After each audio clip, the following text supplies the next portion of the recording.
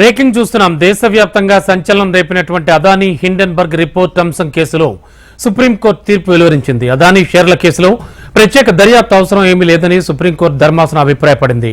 Stock మార్కెట్లో షేర్ల విలువ పెంచుకునేందుకు అదానీ కంపెనీ అవకతవకలకు పాల్పడిందంటూ గతేడాది హిండెన్బర్గ్ సంస్థ తన రిపోర్టును బయటపెట్టింది. అయితే స్టాక్ మార్కెట్లో అవకతవకలపై విచారణ జరిపించాలంటూ పలువురు సుప్రీంకోర్టును ఆశ్రయించారు.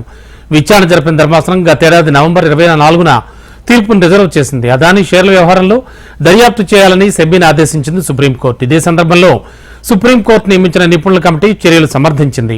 దర్యాప్తులో భాగంగా నిపుణుల కమిటీపై వచ్చిన ఆరోపణలు సర్వోన్నత న్యాయస్థానం తోసిపుచ్చింది. సెబీ రెగ్యులేషన్ల పరిధిలోకి తాము వెళ్లదలుచుకోలేదని స్పష్టం చేసింది. హిండెన్బర్గ్ కేసును ప్రత్యేక దర్యాప్తునకు పంపాల్సిన అవసరం ఏం లేదని తేల్చెప్పింది. 3 నెలల్లో దర్యాప్తు పూర్తి చేయాలని సెబీని ఆదేశించింది సుప్రీంకోర్టు. ప్రభుత్వం సెబీలు పెట్టుబడిదారులకు రక్షణ కల్పించాలని ఆదేశించింది.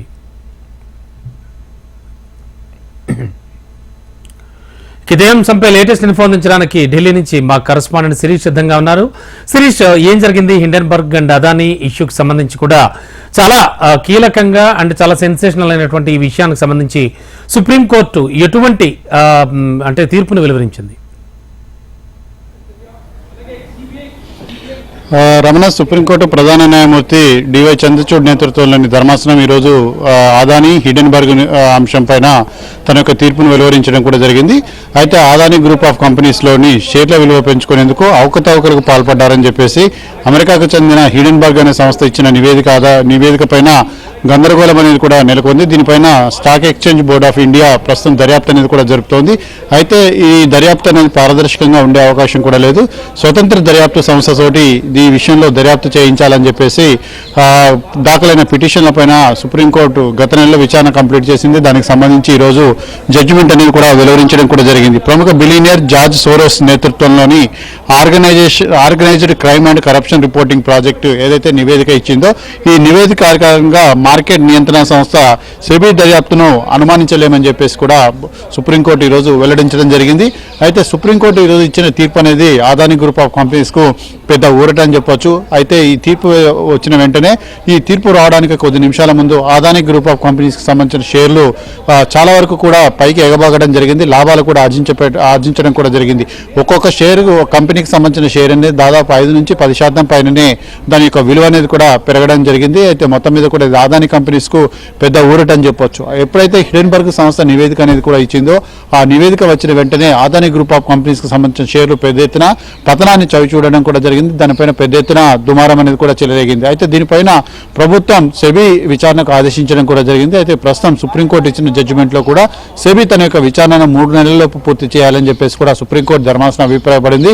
అయితే సెబీ యొక్క దర్యాప్తును తాము అనుమానించలేము, అయితే ఈ దర్యాప్తులో తాము జోక్యం చేసుకోలేమని చెప్పేసి కూడా సుప్రీంకోర్టు అభిప్రాయపడడం జరిగింది.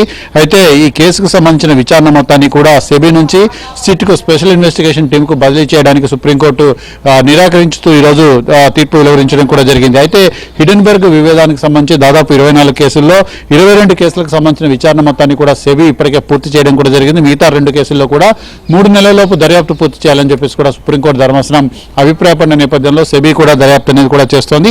అయితే ముఖ్యంగా షార్టింగ్ విషయంలో హిండెన్బర్గ్ మార్కెట్ నిబంధనలకు విరుద్ధంగా వ్యవహరించిందా లేదా అనేది కూడా తనిఖీ చేయాలని చెప్పేసి ప్రభుత్వాన్ని సెబీని సుప్రీంకోర్టు ఆదేశించడం కూడా జరిగింది. అంటే హిండెన్బర్గ్ సంస్థ ఇచ్చిన నివేదిక అనేది ఎంతవరకు ప్రామాణికంగా తీసుకోవచ్చు, ఇది ఒక ఉద్దేశపూర్వకంగా ఇచ్చిన నివేదికనా లేకపోతే నిజంగా అందులో వాస్తవాలను తెలియజేస్తూ ఇచ్చిన నివేదికన అనేది కూడా బహిర్గతం చేయాలని చెప్పేసి కూడా ఇటు కేంద్ర ప్రభుత్వాన్ని సెబీని కూడా సుప్రీంకోర్టు ఆదేశించడం కూడా జరిగింది.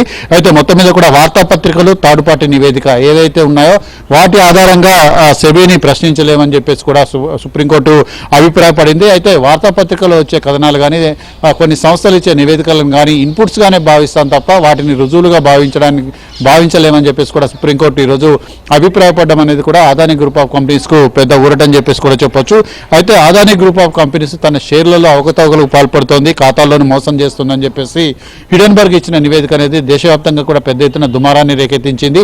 అదానీ గ్రూప్ ఆఫ్ కంపెనీస్ను కాపాడేందుకు కేంద్ర ప్రభుత్వం ప్రయత్నిస్తోంది. ప్రధాని నరేంద్ర మోడీ తనకు సన్నిహితమైన వ్యక్తిని కాపాడే ప్రయత్నం చేస్తున్నారని చెప్పేసి కాంగ్రెస్ పార్టీతో సహా విపక్షాలన్నీ కూడా ఆరోపణలు చేశాయి.